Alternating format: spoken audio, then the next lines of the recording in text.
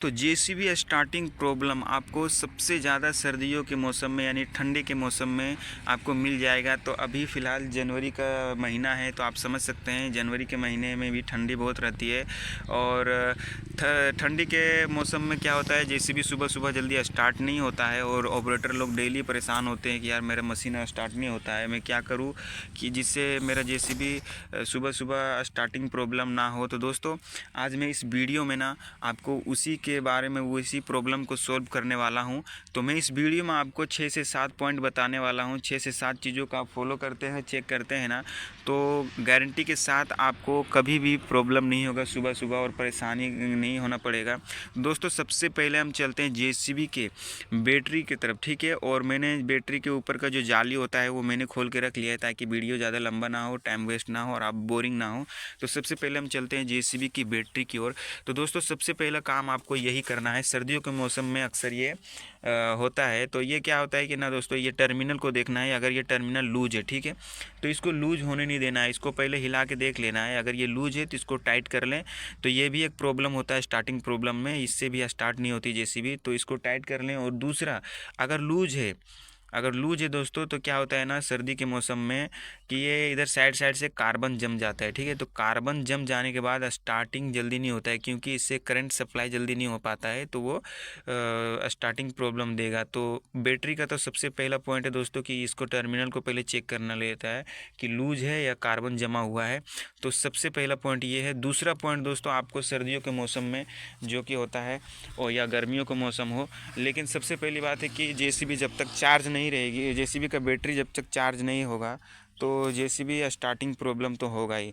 तो सबसे पहले दोस्तों आपको जेसीबी के राइट साइड में आके देखना है कि आपको यहाँ पे एक अल्टरनेटर मिल जाएगा, जो कि आप लोग जानते होंगे। ये अल्टरनेटर होता है जिसको हम डायनोमो भी बोलते हैं, और इस यहीं से आपका पूरा बैटरी चार्ज होता है। तो दोस्तों ये जो वायर है ना, वायर को चेक कर लेना है कि कहीं लूज तो नहीं है, ठीक है। ये सब लूज नहीं है या निकला हुआ नहीं है। अगर ये आपका वायर निकला हुआ रहेगा, लूज रहेगा, कनेक्शन सही से नहीं रहेगा, तो ये बैटरी को चार्ज नहीं कर पाएगा और करंट सप्लाई नहीं दे पाएगा दोस्तों। तो ये दूसरा पॉइंट है सबसे। और तीसरा पॉइंट दोस्तों आपको हम दिखाते हैं, बैटरी के पास फिर से हम जाते हैं और दिखाते हैं आपको तीसरा मेन चीज़। तो दोस्तों आपको यहाँ पे ना 2 रिले मिल जाएगा, एक ये है एक ये है। तो स्टार्टिंग प्रॉब्लम का ये भी एक मेन कारण हो सकता है आपको। तो सबसे पहले आपको ये चीज़ खोल के और चेक करना होता है कि मेरा फ्यूज़ जो है वो कटा तो नहीं है। तो दोस्तों हम खोल के सबसे पहले दिखाते हैं। तो दोस्तों ऐसे एक इधर दो दो फ्यूज़ लगा होता है। तो इसको आपको चेक करना होता है कि इसमें फ्यूज़ कटा तो नहीं है। तो आपको चेक करने का सबसे आसान तरीका, ये बीच में जो दिख रहा है आपको वायर, वो कटा नहीं होना चाहिए। अगर वो कटा है तो हो सकता है कि आपका स्टार्टिंग प्रॉब्लम यहीं से हो। तो ये 3 पॉइंट हो गया दोस्तों। और चौथा पॉइंट, फिर से हम चलते हैं जेसीबी के राइट साइड में और हम आपको दिखाते हैं, क्योंकि इधर आपको नीचे जानते हैं कि यहाँ पे एक स्टार्टर होता है, ठीक है, जिससे स्टार्ट होता है। तो हम चलते हैं पहले स्टार्टर की तरफ और दिखाते हैं कि आपको क्या चेक करना होता है। तो दोस्तों सबसे पहले स्टार्टर की तरफ आएंगे और यहाँ पे आप देख सकते हैं एक वायर लगा हुआ है। ये वायर को भी आपको देखना है, जो कि देख सकते हैं स्टार्टर मोटर सोल लिखा हुआ है। और ये वायर को आपको चेक करना होता है कि कहीं निकला तो नहीं है या तो फिर लूज तो नहीं है। तो यहाँ से भी आपका प्रॉब्लम आ सकता है, स्टार्टिंग प्रॉब्लम का। और हम अभी चलते हैं बाहर। और ये तो 4 पॉइंट हो गया दोस्तों। अभी हम 3-4 पॉइंट और बताएंगे जिसको आपको देख लेना है। और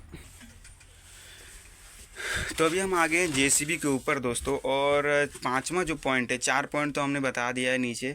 पांचवा जो पॉइंट होता है ना दोस्तों, वो बहुत ही नॉर्मल है, ठीक है, मतलब बहुत आसान है। लेकिन होता क्या है, उसके बारे में सारे ऑपरेटरों को मालूम होता है, लेकिन कभी कभी क्या है, टेंशन में या तो फिर प्रेशर में काम करते करते भूल जाते हैं, या तो फिर उनको मालूम नहीं होता है वो छोटी सी गलती। तो दोस्तों ये जो है ना, ये जो रिवर्स फारवर्ड का लीवर है, ठीक है, अगर ये फारवर्ड रहे या तो फिर रिवर्स रहे, ठीक है, और इस स्थिति में अगर हम जेसीबी चालू करेंगे तो चालू बिल्कुल भी नहीं होगी। ये आप लोग को मालूम है, लेकिन मैं आपको मतलब किसी को ध्यान में नहीं रहता है, तो इसलिए मैं ये बता देता हूँ कि ये भी एक बहुत इम्पोर्टेंट है। हालांकि ये छोटा है, छोटा चीज़ है, लेकिन बहुत लोग भूल जाते हैं इसको चेक करना। तो अगर आपका गियर में है ये जेसीबी, तो आपका स्टार्ट नहीं होने वाला है। और ये 5 हो गया। छठा जो होता है दोस्तों, तो छठा पॉइंट है दोस्तों, आपको सबसे पहले फ्यूज़ बॉक्स जो रहता है जेसीबी के केबिन के अंदर, तो वहाँ पे फ्यूज़ होता है जहाँ से बहुत सारे फ्यूज़ में से कनेक्शन होता है। जेसीबी का आधा भाग तो फ्यूज़ से ही कनेक्शन है, आप जानते हैं। तो वो फ्यूज़ को भी चेक करना होता है कि कहीं वो फ्यूज़ कटा नहीं है। अगर फ्यूज़ भी कटा होगा तो आपका जेसीबी स्टार्ट नहीं होने वाला है। तो हम आपको दिखाते हैं कौन सा फ्यूज़ चेक करना है दोस्तों। तो आप यहाँ से आएंगे ना, तो ये सेकेंड लाइन का जो 5 नंबर का फ्यूज है, ठीक है, ये फ्यूज अगर आपका कटा रहेगा ना तो आपका जेसीबी स्टार्ट नहीं होने वाला है। तो इसको भी चेक कर लें। तो चेक करने का सबसे आसान तरीका है, यहाँ पे एक फ्यूज़ निकालने का पिन रहता है, इससे आप निकाल के और ऐसे करके देख सकते हैं कि बीच में से फ्यूज़ कटा तो नहीं है। ठीक है दोस्तों, तो अगर आप ये सब चेक कर लेते हैं तो आपका फ्यूज़, आपका जेसीबी स्टार्ट हो जाएगा।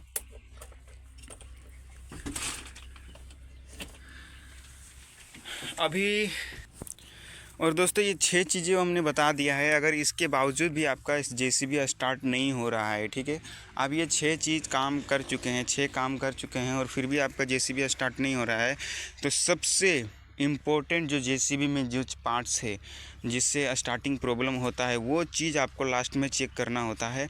उस चीज़ को हम बताते हैं कि कैसे चेक करें। अगर वो चीज़ चेक कर लिए तो मतलब आपका 100% सोल्व हो जाएगा दोस्तों।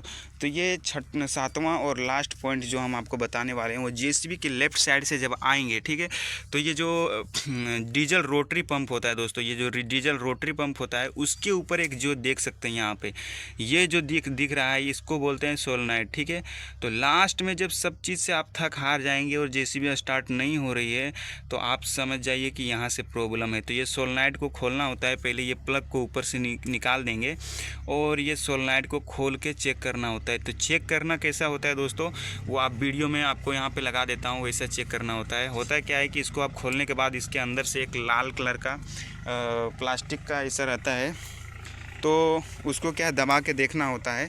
अगर वो अंदर बाहर हो रहा है ना दोस्तों, तो इसका मतलब वो है जो ना सही है, सोलेनॉइड सही है।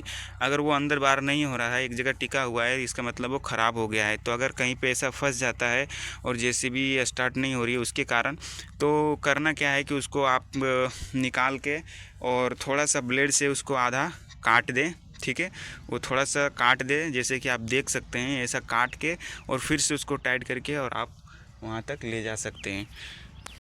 तो चलिए दोस्तों, उम्मीद करता हूँ आप सबको ये हेल्पफुल हुआ होगा और आपको समझ में आ गया होगा। तो वीडियो को लाइक करके चैनल को सब्सक्राइब कर दें।